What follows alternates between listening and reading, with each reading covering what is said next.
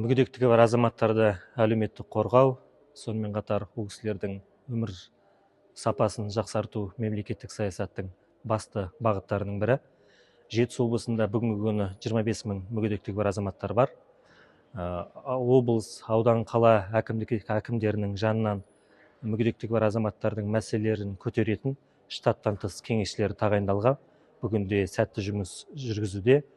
Мүгедектігі бар азаматтардың медициналық көрсетілімдеріне сәйкес мемлекеттік бюджет есебінен ол кісілерге кресло арбалар, санаторлық курорттық емделуге тегін жолдамалар, сонымен қатар тифло сурдо құралдарымен қамтамасыз ету, ол барлығы тегін жүргізіледі. Тек 2024 жылы біз аталған бағытта 16 мың мүгедектігі бар азаматтарды тегін оңалту құралдарымен қамтыдық. Биылғы жоспарымыз 17 мың адам. Бүгінгі күні біздің орындау көрсеткіші 30%-ға жетіп отыр. Келесі біздегі бағыт бұл мүгедектігі бар азаматтар үшін кедергісіз орта қалыптастыру. Бізде 2027 жылға дейін арнайы жол картасы бекітілген.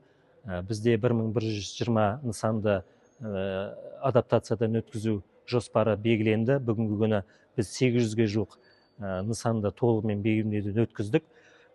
Келесі бізде 2027 жылға дейін аталған бағытта осы кедергісіз келешек жобасы аясында толық орындау жоспарымызда бар. Одан бөлек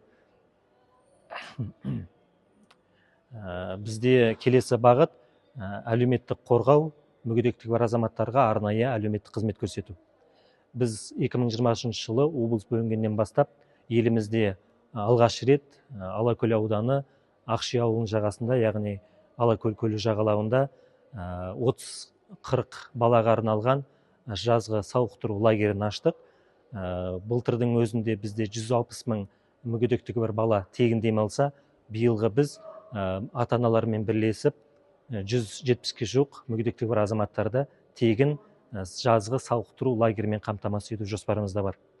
Одан бөлек тағы бір ерекше атап өтетін жағдай, Жетісу облысы бөлінгеннен бастап біз бұрын соңды ауылдық елді мекендерде болмаған оңалту орталықтарын аштық.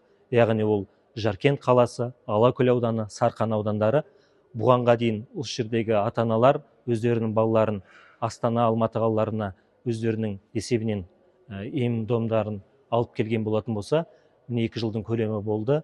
Барлық оңалту шаралары соңғы үлгідегі оңалту құралдарымен солдық елді мекендерде көрсетілуде. Одан бөлек біз мүгедектігі балалары үшін ипотерапия қызметін көрсетудеміз.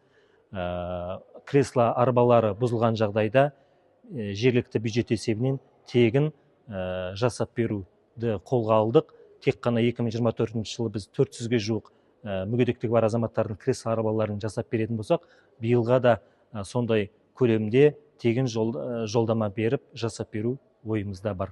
Жалпы Жетісу облысында мүгедектігі бар азаматтарға қолдау көрсету, ол кісілерді өмір сапасын жақсарту, инклюзивті қоғам құру белгілі бір дәрежеде жақсы бір деңгейде орындалуда.